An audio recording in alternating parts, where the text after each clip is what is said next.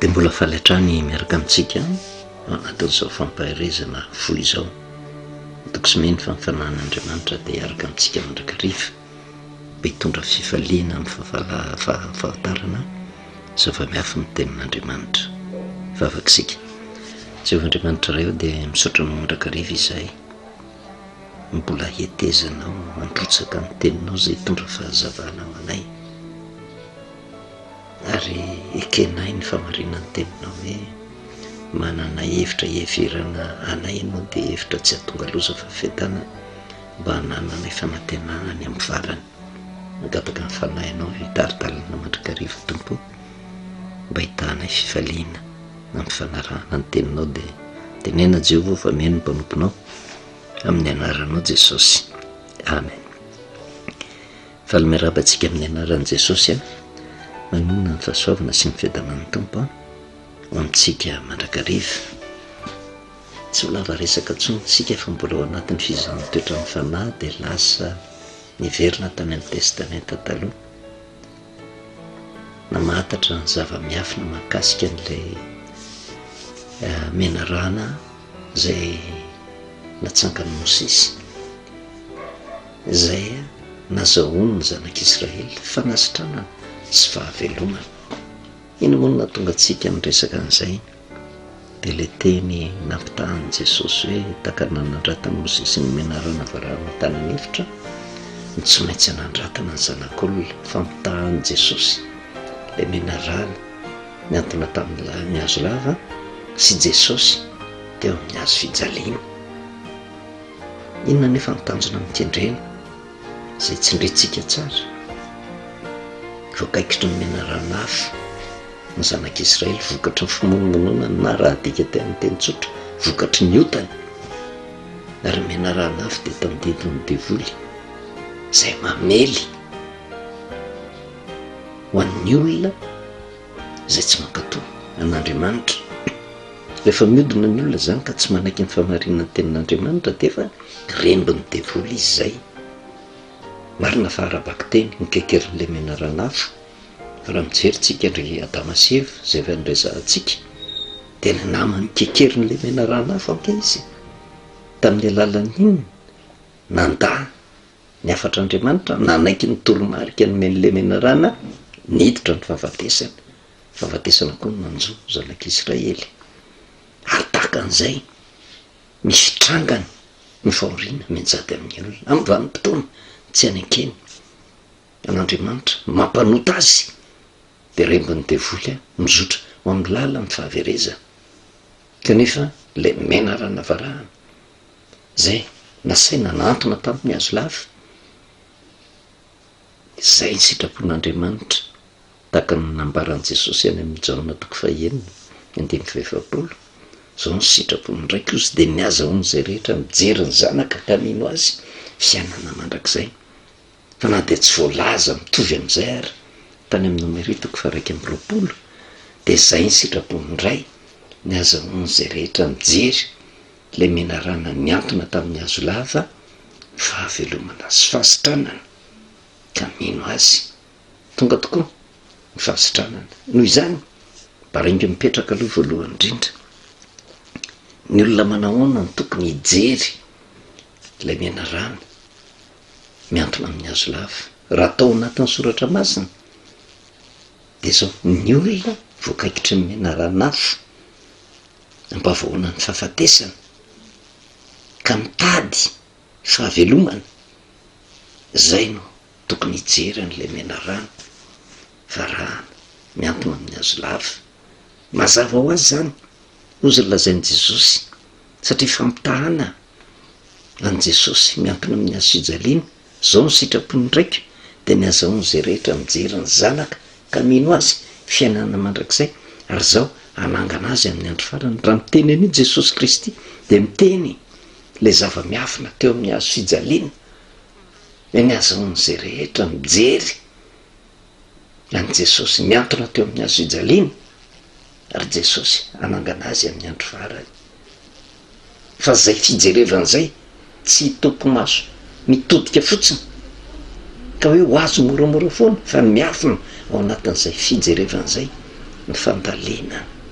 ny fahafantarana ny zava-miafina ao ambadiky ny fahafatesan'i Kristy sy ilay tenany voafantsika teo amin'ny hazo fijaliana mba handraisan'ny olona famonjena. Raha jerevana taria amin'ny testamenta taloha, raha olona tsy marary, olona tsy niara-ny fahafatesana, tsisy antony tokony hijerevana an'le menarana niantona tamin'ny hazo lava.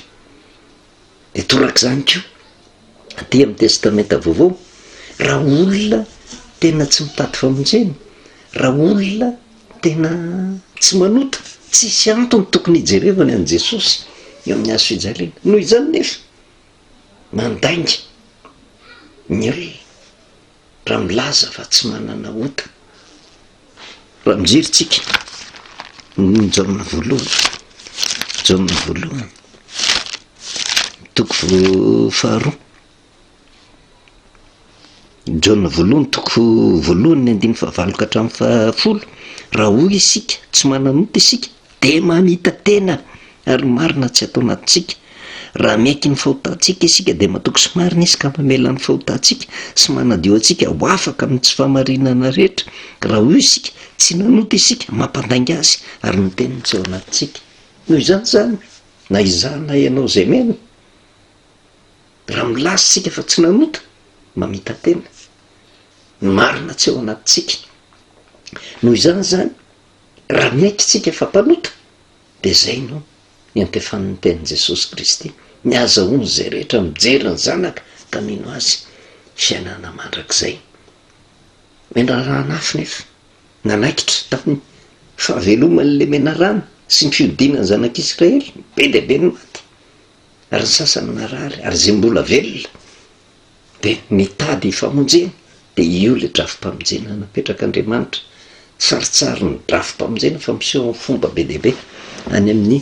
testamenta taloha. Fa le drafim-pamonjena nataon'Andriamanitra de fananganana an'le menarana hafa teo amin'ny hazo lava.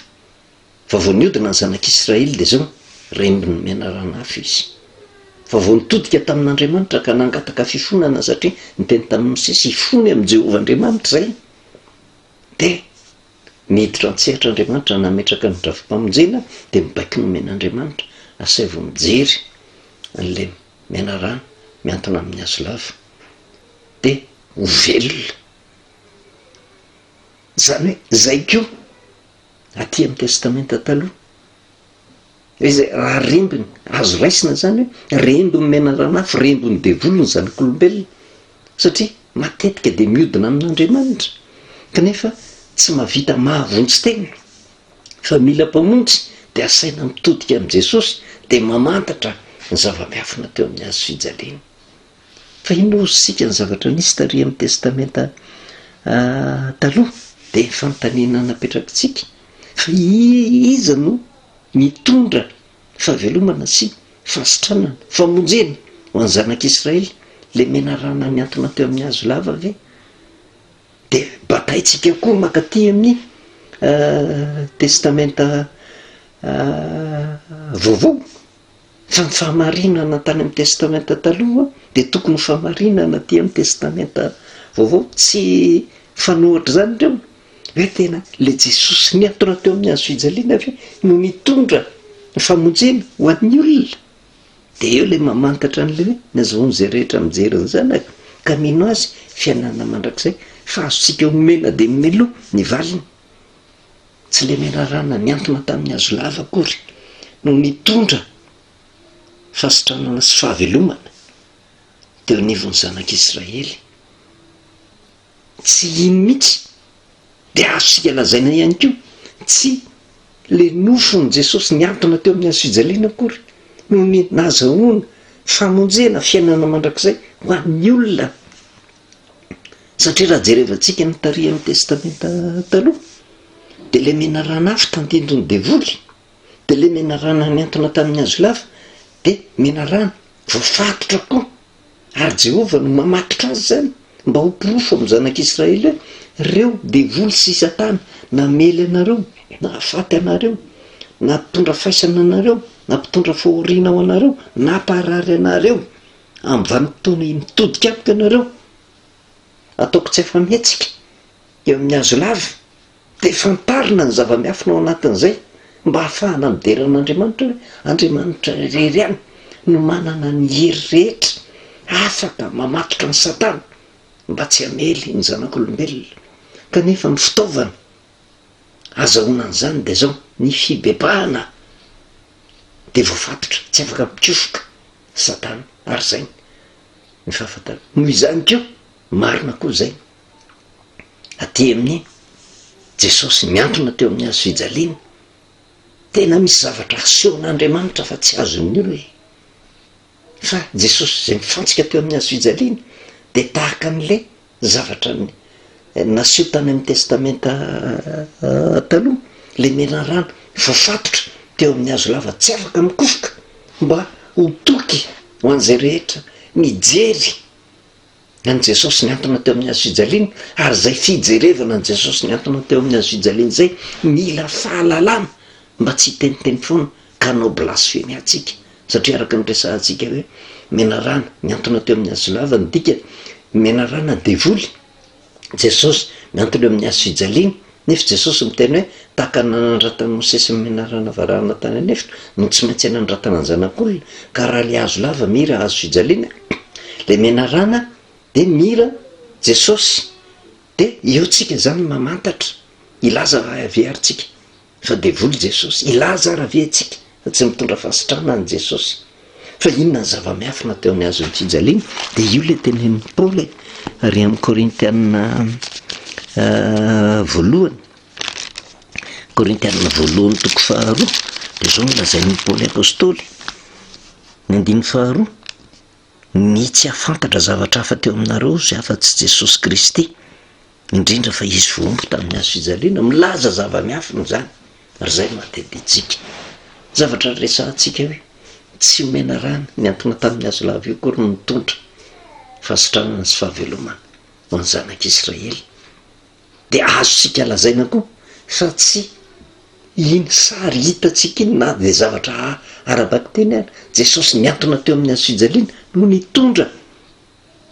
fasitranana fahavelomana fiainana mandrakizay ho an'ny olona zay mijery azy fa mila mamantatra an'izay de manaprofo ihany tsika satria ny soratra masina keny toetra ary eo anatin'io soratra masina io nafataratsika ny marina inona nefa mito zavatra nisy fa raha hojery azy tany amin'ny nomeritoko faraiky amby roapolo velona ny zanak'Israely rehefa nankatò le teny avy amin'ny Jehova nasaina nankatoavina mijere ohatran'ny zavatra tsy misy dikany ange ary zay ny olona mitady zavatra tsotsotra taka an'izany mpazahoana valim-bavaka avy amin'Andriamanitra mijery fotsiny de tonga de afaka rehefa tena dinihana ange raha hidirantsika lalina hibanjina an Jesosy fotsiny ianao ve de manantena azo famonjena kanefa ianao tsy miala amin'ny fahadisoana ataonao de jereo vonjorona voalohany toko faharoa raha hoy isika tsy mananoty isika de mamita teny ary marina tsy ao anatintsika fa raha miaiky ny fahotantsika isika ozy matoky sy marina fa izy anaty antsika ho afaka amin'ny tsy fahamarinana rehetra ao amin'ny fitodiana amin'ny hazo fijaliana no ahitana an'izany satria vao miodina ianao vao manoty ianao de rembo menarana rembony devoly de jerevantsika raha ny tantara satria avy amin'ny Jehova no nanangana ny Mosesy le menarana varahana nantona tamin'ny hazo lava nazahoany zanak'Israely fahavelomana aty amin'ny mpanjaka faharoa toko fahavalo-ambin'ny-folo inona ny zavatra mitranga vanim-potoana ela tatio aoriana tao aorianan'le niarahany Mosesy tamin'ny zanak'Israely efa mpanjaka maro no nifandimby tsy adino ny zanak'Israely io tantara ny menarana varahana io fa tamin'ny androny Ezekia tamin'izany vanim-potoana zany satria totongana ny fiainam-panahy zanak'Israely fa Ezekia mpanjaka endry navelan'Andriamanitra hitantana tamin'izany vanim-potoana zany natao mpanjaka ary Ezekia anisany nampiavaka azy de mitondra fanavaozana teo anivon'ny zanak'Israely namerina azo amin'ny laoniny taonany zanak'Israely mba handravany ireo tsangam-bato tsampy maro isan-karazany hiala amin'ny faratsiana iverina ho amin'le ten'Andriamanitra. Ary anisan'ny zavatra ny fitorany Ezekia zany tamin'ny vanim-potoana zay nanjaka any. Mpanjaka faharoa toko fahavalo amby folo ny Andohany nanjakany Ezekia sy ny naharavan'ny fanjakan'ny Israely ozy. Inona zavatra nisy tamin'ny taona fahatelo nanjakany Hosea zanaky Ela ozy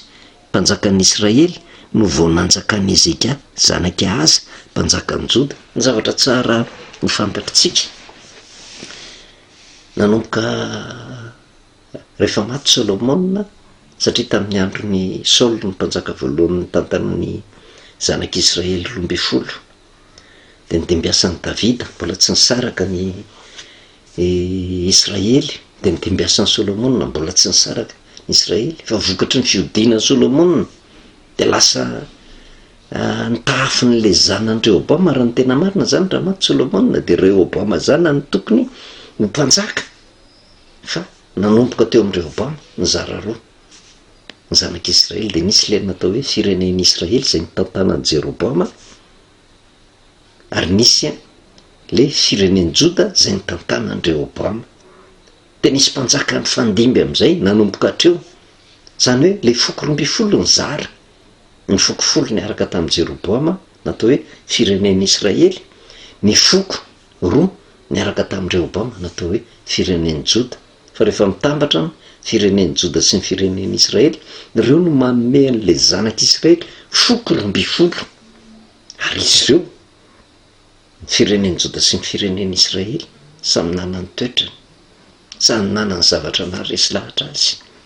samy nanany zavatra niodinany, ary tahaka nisy fifandrafiana tao aminy. Ary zay no ampatsiaroviny soratra masina ty amin'ny mpanjaka faharoa toko fahavalo amby folo tamin'ny taona fahatelo nanjakany Hosea nanjaka tamin'izay zanaky Ela mpanjakan'ny Israely, no vao nanjakany Ezekia mpanjakan'ny Joda. Fa ny zavatra nitranga tamin'io tamin'ny andron'ny Mosesy mbola tsy nisaraka nge zanak'Israely, fa tao amin'ny firenen'ny Joda ndray Ezekia 5 taona izy sy fomba nanjaka Ezekia zany, ary nanjaka 7 taona tany Jerosalema izy. Ary ny anarany reniny de Abi zanaka vavin'ny Zakaria, ary nanao zay mahitsy eo mason'i Jehovah izy ozy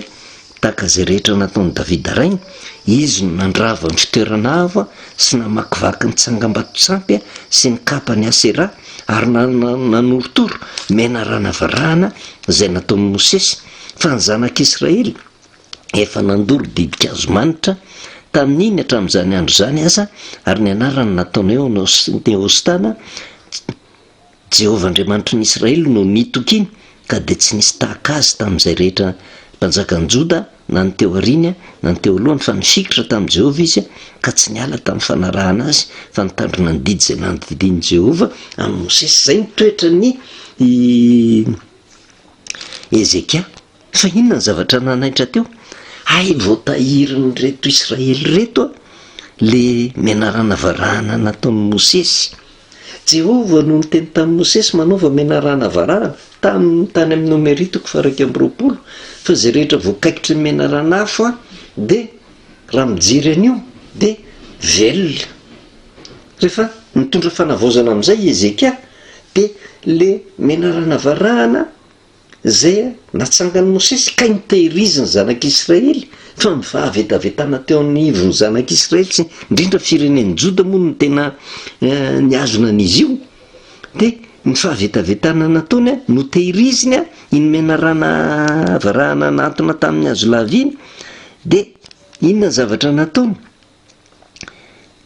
Nipotehany Ezekia. Inona ny antony nampotehany Ezekia azy? Satria iny nandoro ny didikazo manitra hatramin'izany andro zany, ary ny anarany nataony hoe Neostana, zany hoe iny indray no nataony Andriamanitra ny vavahana zay diso eo anatrehan'i Jehovah, ary izay fahatsapany Ezekia, ny fahadosoana nataon'izy ireo zay natonga ny Ezekia nandray fanapa-kevitra no torotorony miaraka amin'ny Asera, nitsangam-bato-tsampy le menarana varahana zay nataon'ny Mosesy. Tsy diso Ezekia, fa rariny sy hitsiny, satria nifandraisany ny zavatra miafatra tao anatin'le mianarana varahana tsy araka le nieritreretin'i Jehovah fa lasa sampy teo anatrehany zanak'Israely sy ny fireneny Joda nipotehany Ezeka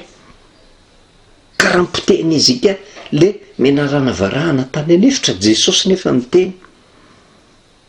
tahaka ny nanandratany Mosesy ny mianarana varahana tany anefitra no tsy maintsy hanandratana ny zanak'olona de zao raha potehana amin'izay ary le mianarana varahana miantona tamin'ny hazo lava zay natsangany Mosesy araka ny baikon'i Jehovah tany amin'ny testamenta taloha misy zavatra tsy maintsy potehana koa ao anatin'le Jesosy miantona teo amin'ny hazo fijaliana satria lasa sampy ary raha sampy zany ny sampy zay no mahatonga antsika miresaka hoe tsy le mianarana miantona tamin'ny hazo lava no mitondra fahavelomana fa rehefa diso koa ny fijery an' Jesosy teo amin'ny hazo fijaliana de zao tsy le fijerevana azy ara-baky teny tsy mamantatra ny zava-miafina no mitondra famonjena ho an'ny olona fa misy zavatra tsy maintsy potehana ihany koa ka raha nipotehana Ezeka mpitondra fanavaozam-pivavahana nitsangam-bato-tsampy misy zavatra tsy maintsy potehana koa eo anatin'izay le hoe Jesosy miantona teo amin'ny hazo fijaliana ary ny fahafantarantsika an'izay nafahantsika mamantatra fizao ny toetra ny fanahy aizantsika mamantatra ny fanahy avy amin'Andriamanitra sy ny fanahy ny antikristy ny fahafantarantsika an'izay nahafantarantsika marina ve ny fivavahantsika amin'i Jesosy sa diso fa sao de hanao tahaka ny reto fireneny Joda reto hoe no tehirizina tao ihany le mianarana varahana natsangany Mosesy de nomena anarina hoe mirositana io ny mivavahana na natera-panatitra fahavetavetana teo anatrehan'i Jehovah de misy fahavetavetana koa eo anatrehan'ny fandraisana an' Jesosy miantona teo amin'ny hazo fijaliana mamantatra an'izay tsika inona ny zavatra tsy maintsy potehana ary zay nahafantarantsika ny hevitra Paoly apôstôly hoe ny mitsy hafantatra zavatra hafa teo aminareo afa-tsy Jesosy Kristy indrindra fa izy voaomby teo amin'ny hazo fijaliana de matoko sy mihena ny fahanapaharetantsika manaraka sy fampahiresan'ny so satria soa atsika mbezantsika mamantatra ny fanavy amin'Andriamanitra sy ny fanahy izy ahatonga atsika tena mivavaka marina amin'le tena Andriamanitra ka ahatonga an'Andriamanitra iainy ny feontsika any amin'ny toerana lavitra de any an-danitra voninahitra an'Andriamanitra rery any ivavakantsika satranao Jehovah Andriamanitra ray ny amin'ny teny mandray izay tonga taminay de ny saro-patarina kanefa matoko sy mihiny fa mitaonanay mba andady sy anaitry tena manoloana ny famarinanao ianao de ny fanahinao manorotoro ny foafatony tompo mba hanankenay ny marina araka ny sitraponao de jereo ny olonao rehetra amary vavaka azy araka izay ilany ianao tompo ary hanokatra no masom-panahy ahafantarany marina ahafahany mizotra amin'ny lala ny famonjena de misaotra ray ny anaranao Jesosy amen no velomantsika amin'ny anaran'i Jesosy manonona ny fahasoavana sy ny fiadanana tompo amintsika mandrakariva